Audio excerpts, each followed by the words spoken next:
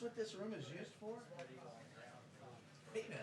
That's a Greyhound bus terminal. It is. Bus I'm not high now, 40. The 905 to Nebraska is on track. With US, I'm sorry, for AP, I was with USA today. I'm not. Yeah. 2-minute warning before the press briefing begins. 2-minute warning.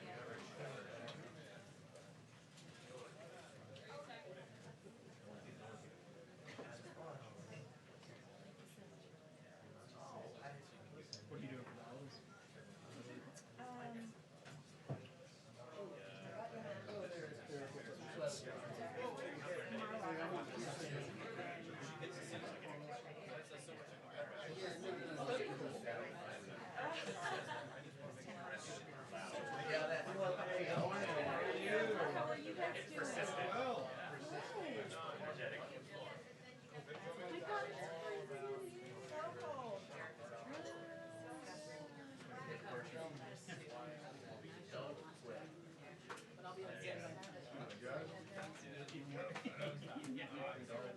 Whatever you do, don't. No matter what they usually do. We don't know what they. Yeah. Yes, exactly. How you guys doing? Doing all right? What are we doing? So excited. What are you doing here? Oh, okay. I'm trying to figure out what that. Of course. What is the name of the I went that fun on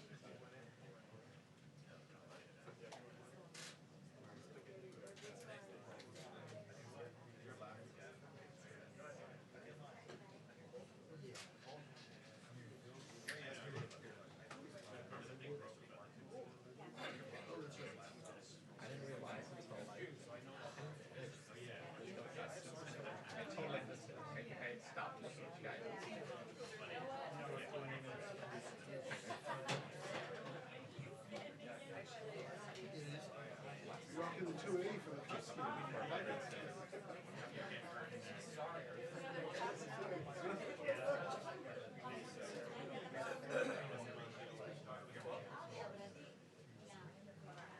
whatever she said.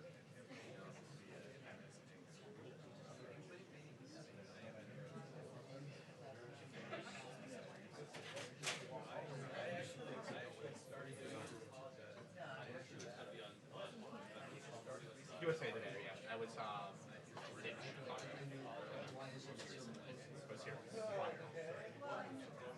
What's that? Oh yeah, yeah. Much cheaper too. Yeah. It's bigger, you know. It's Midwestern, you know. It's like capital Midwest, so there's just the nature of people. Where are you from?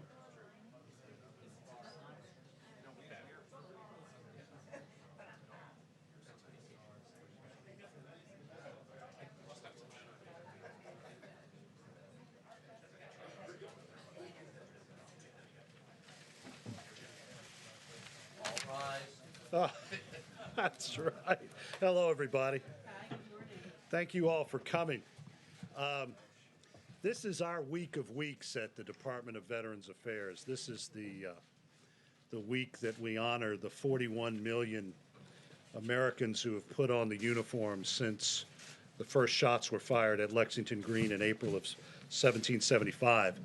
Last night, the President held a ceremony with the national commanders of the Veterans of Foreign Wars, the American Legion, and Rolling Thunder to permanently honor those POWs and MIAs who have been lost to the history books since our first war in the 1700s. He ordered the flying of the POW and MIA flag at all federal departments and agencies. And that was an important first step on this Veterans Day, 101 years after the end of the Great War. And the President will be following that up with his attendance at the New York City Veterans Day Parade, the first president to attend America's largest parade on Monday. I am here to talk a little bit about the state of our VA. It is my honor to have been the secretary now for a year and 3 months. As General Mattis used to say, I was born in khaki diapers, so this is the world that I grew up in. And I want to say that this president was the first in the post-World War II history to make veterans not only the centerpiece of his campaign, but also the centerpiece of his administration. And he has made true to his commitments by authorizing us to present to the Congress the largest budget in the history of this department, $220 billion, calling for 400,000 employees. We have, in the last year, achieved the highest patient satisfaction rates in VA's history, sitting somewhere at about 89.7%. The annals of the American Medical Association and the annals of internal medicine have said just in the last year that VA's health care is as good or better than any in the private sector, and our wait times are more than comparable with the private sector. Under President Trump, our veterans are voting with their feet. This year of 2019, we have already had 3 million more appointments at VA than we did last year. The Veterans of Foreign Wars, in their annual survey, said that 9 out of 10 of their millions of members are completely satisfied with the way VA takes care of them. And those 9 out of 10 said that they are recommending to their comrades who are not in VA to join with us. We're also in the middle of the greatest transformational period in our history. We have launched the Mission Act that finally integrates VA with the entire American healthcare system. But more importantly, fulfilling the President's promise, this puts veterans at the center of their healthcare decisions, not the institutional prerogatives of VA, but veterans. We finally give veterans the option of going into the private sector if VA cannot provide them the health care that they need, or they live too far away from a VA health center that would not be conducive to their needs or their family's needs. The other thing that we have done, we have finally put our veterans on the same plane as their neighbors. America's veterans now have access to urgent care. We are keeping them out of the emergency room with things like fever, the flu, or a sprained ankle. The last few months since a mission was kicked off on June 6th, we've had 70,000 urgent care visits. In addition to that, we're seeing about 5,000 visits a week. We've certified 6,000 urgent care facilities across America. We want to get up to 7,500. In addition to what we have done that is visible to the entire country, the President has asked us to engage in fundamental reforms that are less visible to the general public. Next year, we will be launching the electronic health record. For the first time, anyone who enters the military through a military entrance processing station will have an electronic health record that will be accessible to VA once that young American leaves the service. For the first time, we will prevent people like my father, after 30 years of military service, from carting around an 800-page paper record, and we will have an entire history of that veteran service, stateside, in war, and overseas. The other things that we have been doing, we have reformed our supply chain. We entered into a memorandum of understanding with the Department of Defense to finally computerize and nationalize VA's supply chain So we will no longer have stories about doctors at DCVA running across the street to MedStar to get equipment that they should have had to begin with. In addition to that, we are reforming our HR system. One of the things that I discovered when I began service on August 1st, I asked a fundamental military question of two senior leaders at our department. How many people do we have on the rolls? I got two different answers. And I asked for a Manning document. In the military, a Manning document is a system of requirements and the number of people you need to have those requirements met. We now have a Manning document. In addition to that, accountability. In this president's term, we have relieved over 8,000 employees of their duty at VA. The standard is if you don't live up to your oath, if you don't live up to the standards that our veterans expect, then you will be asked to leave. This is a transformational moment in our history. We have relieved people as high as network directors to people at the other end of our employee chain. After the scandals of Phoenix, the scandals of 2014 and 2015, this is, I think, one of the strongest statements that we can make, that it is a new day at VA. And finally, two other things about transformation. On the opioid front, we have not been immune to the crisis that has impacted the United States. But in the last year and a half, we have reduced the number of opioid prescriptions at VA by 51%. We have offered for the first time alternative therapies that in my father's day would have been anathema to the ethos. We now tell soldiers, come in and try acupuncture, Tai Chi, yoga, music therapy. We're getting at the sources of the pain rather than treating the brain as we have with traditional opioid therapies. The last thing is suicide. A bit of a history lesson. The United States Army began taking statistics on suicide during the administration of Benjamin Harrison, who's only known for one thing. He was in between two non-successive terms of Grover Cleveland. But Harrison, having been a general in the Civil War, recognized that there was a crisis in the frontier army. This is the first time that we have begun a national conversation about suicide prevention. 60% of those warriors who take their lives on a daily basis are not in VA. So we are calling for a national roadmap.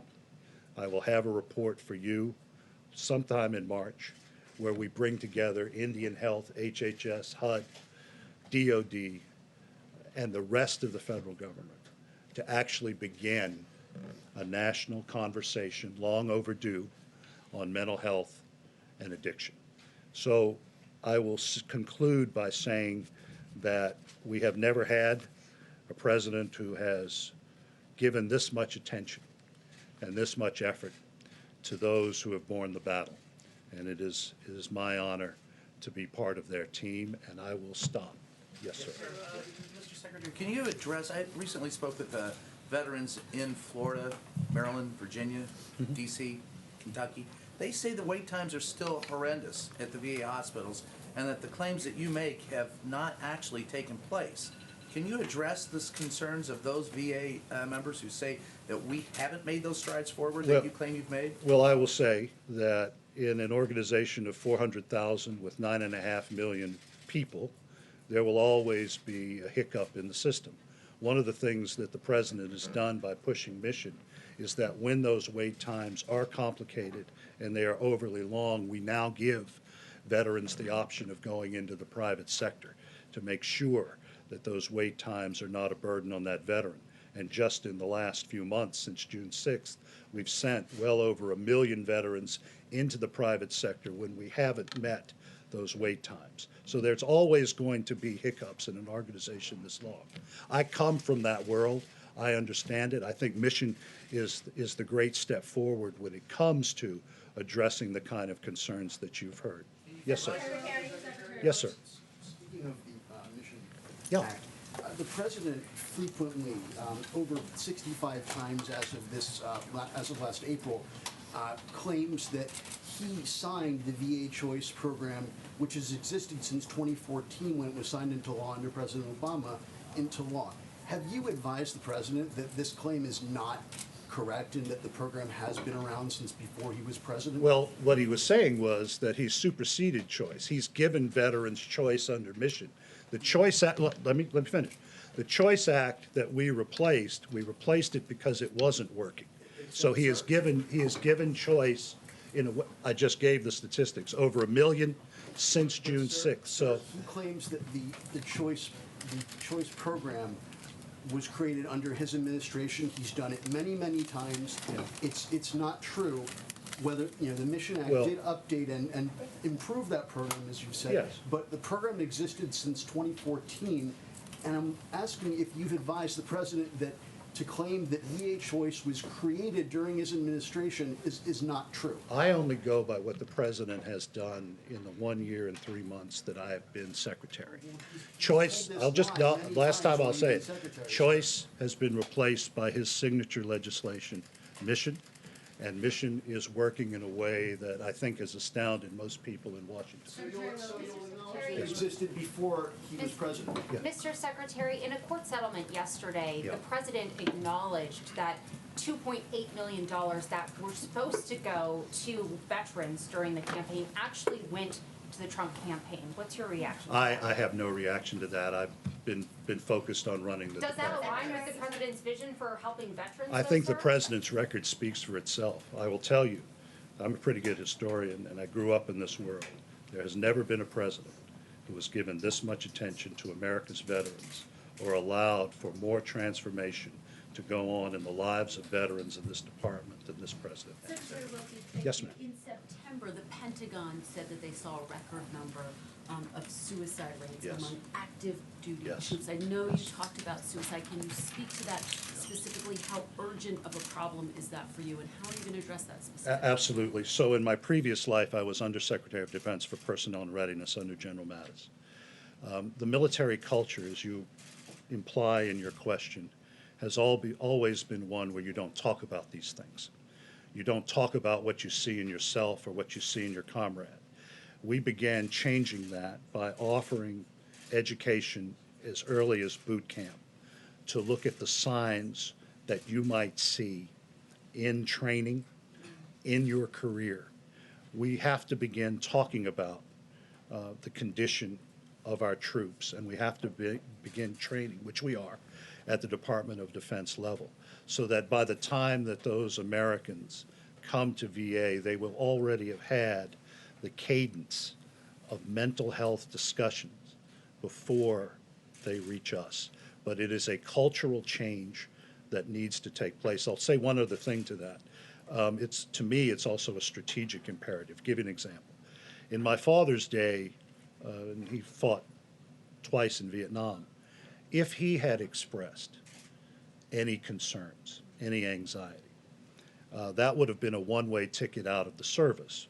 But it was also a one-way ticket out because people knew there were 10,000 draftees ready to fill that position. We don't have that luxury now with the all-volunteer force. We have to do a better job, and I think we are, of taking care of our warriors when they enter the service. And that report that you said Yeah. is coming out, what is the timeline for that? It should How be much in March.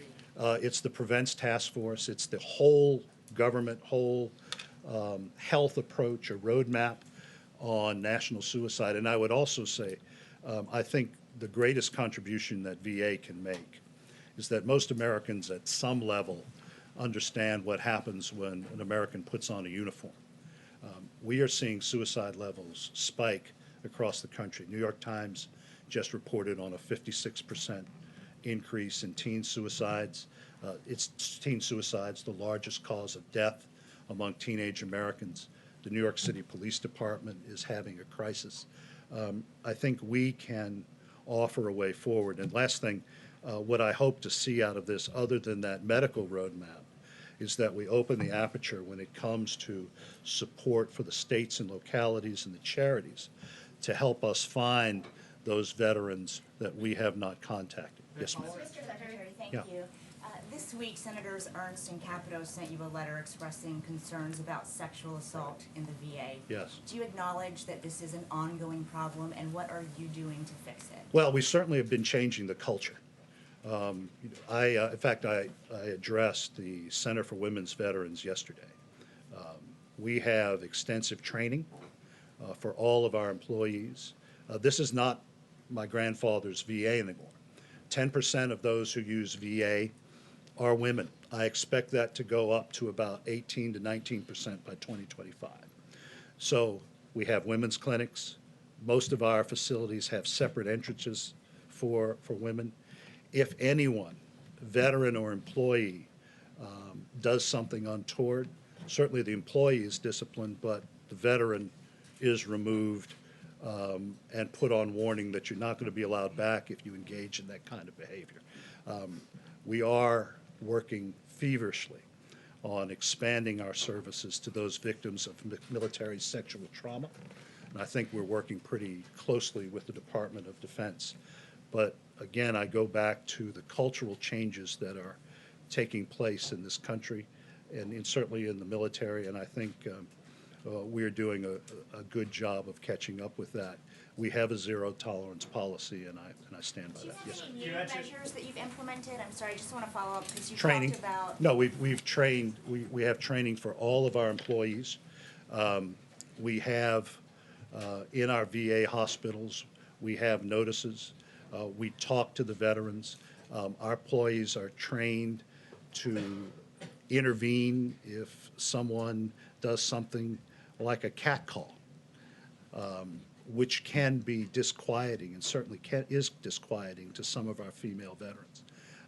So we are changing that culture. The other thing I will say is that in several of the instances in that letter, we moved vigorously to prosecute. The one that they reference about D.C., within minutes of me hearing that, I contacted the Deputy Attorney General. I think that is another forceful way of handling things like that. You mentioned that the VA's had to kind of clean house over the last couple of years to remove people that have been kind of hurting the bureaucracy. I'm curious, do you envision more changes coming in terms of personnel, another cleaning of the house, if you will, and how do you keep accountability intact, as whether it be administration changes or you know, position changes? Cultural change, making sure that the standards are known by everyone. We are undergoing a transformation and an overhaul of our Office of Accountability and Whistleblower Protection. I intend to make that even more robust than it is. Training, of course, goes on across VA. I think, though, that the message that we send out, because the story when I first came was that we were only firing custodians. When network directors are removed, I think that sends a very powerful message up and down the chain of command that everyone is held to those exacting standards. And I expect that, particularly as VA has moved in an incredibly positive direction, that those standards and those practices will be maintained in the next Is that few still years. ongoing then, where people are being Oh, pulled yeah. out of the system? Yes. Oh, sure. We do that on a daily basis. Yes, sir. Kachi has found that veterans' cancer rates have jumped over the last 2 decades of war.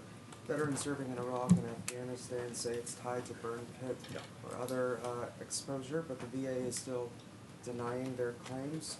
So why won't the VA approve coverage for veterans now suffering?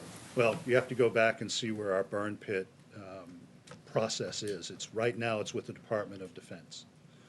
The Department of Defense has responsibility, and I've had conversations with advocates like General Petraeus about this. My pledge is that we don't experience what my father's generation experienced, and that was those decades-long wait after we knew people were exposed to Agent Orange. I am waiting on DOD, and I think they will give it to me shortly. The results of all of their investigations into what went on in Iraq and Afghanistan. I would also note, though, that what I have approved is separate and apart from a burn pits category. If we have any veteran who has any of the medical issues that could come from burn pit exposure, we see them on that basis. So I think we've seen about 50,000.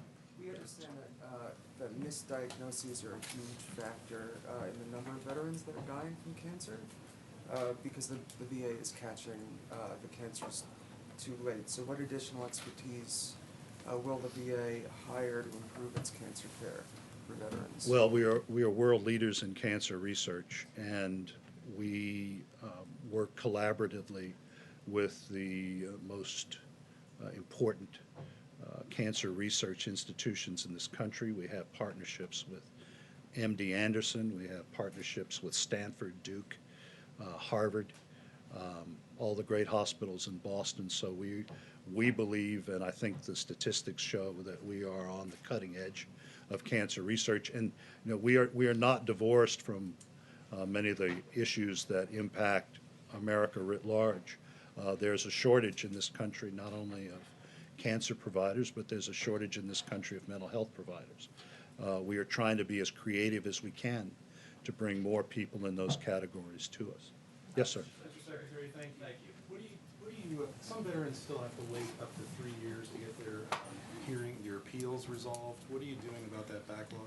Well, we've undergone, thanks to this president, the massive appeals modernization program, where we had hundreds of thousands of appeals on backlog from the last administration. We're now down to the tens of thousands. We've added employees to that. We've actually done what hasn't been done. We've computerized our appeals process. When I was in between administrations, the appeals were done primarily by hand, going from one hand to the next. So we are in the middle of completely computerizing that system. And I expect that those numbers that have gone from the hundreds of thousands to the tens of thousands will be even smaller in the next few years. Yes, sir. Just go back briefly to the suicide report. There seemed to be a disproportionate number of National Guard and Reserve victims who had not previously deployed. Right. Is there any early sense? Have you guys gleaned anything on that? And is this a population that needs more? Yes. It's of the 20 who take their lives every day, I think one, perhaps as many as 2 a day are from the Guard. It has been a problem that the Army began to notice actually in World War I, where people who did not deploy had disproportionate numbers of suicide. We are working with the states. I'll give you an example in Tennessee. We will send out to National Guard encampments, mobile VA centers, to talk with the Guardsmen, to work with the states. It is a problem particular to those in uniform. And we are looking for as many creative ways as possible. I'm looking at proposed changes that can be made to the law, because most of the time when these tragic things happen, the individual is not in federal status and has not been, and is an employee of the state. But we are aggressively cooperating with the states on that, and you've hit on a very tragic but telling issue. One more. What is your Oh, no, yes. What is your biggest remaining complaint? What? What is the biggest remaining complaint to the VA? Okay, well, let me take a step back and tell you, as I said at the beginning, I've been blessed in my career. I've worked for Condi Rice, Bob Gates, Jim Mattis, and Don Rumsfeld. This is the most exceptional professional experience I've ever had. I was born in khaki diapers. I didn't expect it, but I will say that it is the most noble mission in the federal government. And I am surrounded by people who have dedicated their lives to veterans. I will tell you what the most frustrating part of the job is. There are many people who still look at VA as if it were 2014, 2015, and 2016, when there was a scandal, a systematic scandal a day. And that, as I said in my opening remarks, we were 17 out of 17 in terms of best places to work. Our patient satisfaction rates were below 50. I want people to take an unfiltered look at what we are doing and the breadth of the change that has been made, the support that we've been given by this president. It's unprecedented. And I think when you do that, when you have an unjaundiced view of VA that is untethered from what has gone on in the past, I think it's an institution that most Americans can be very proud of. Thank you all very much. Thank you.